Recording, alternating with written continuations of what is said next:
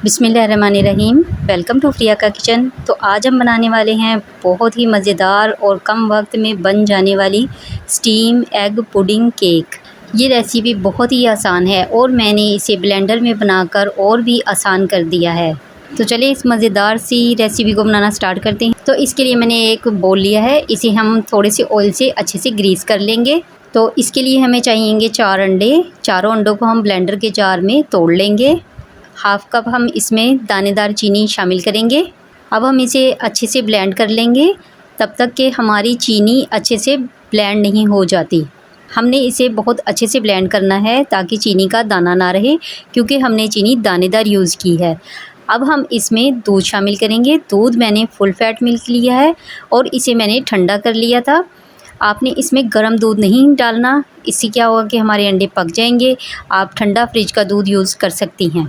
1 cup हम इसमें दूध शामिल कर देंगे और चौथाई चम्मच हम इसमें इलायची पाउडर ये शामिल करेंगे और इसे अच्छे से ब्लेंड कर लेंगे। अगर आपने इलायची पाउडर नहीं डालना है तो आप इसमें वनीला एसेंस भी डाल सकती हैं।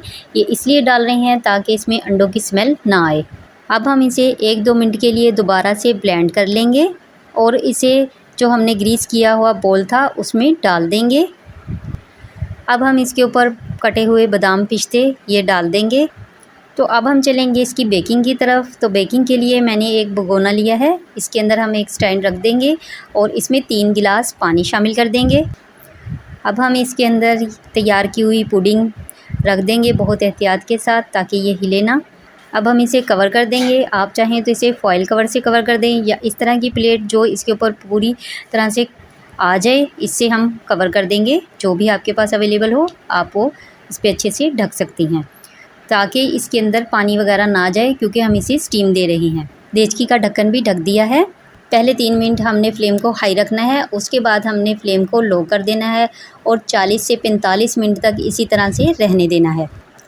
तो देखिए पूरे 45 मिनट हो गए हैं। अब हम पुडिंग को चेक कर लेंगे।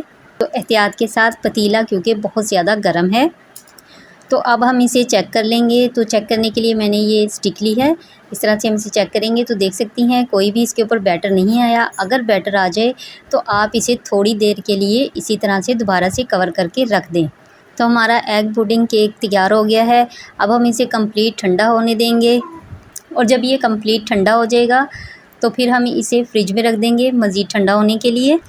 तो देखिए जी ये ठंडा हो गया है। अब हम इसे छुरी की मदद से किनारों से छुड़ा देंगे और इसके ऊपर एक प्लेट को उल्टा करेंगे और हम केक को निकाल लेंगे।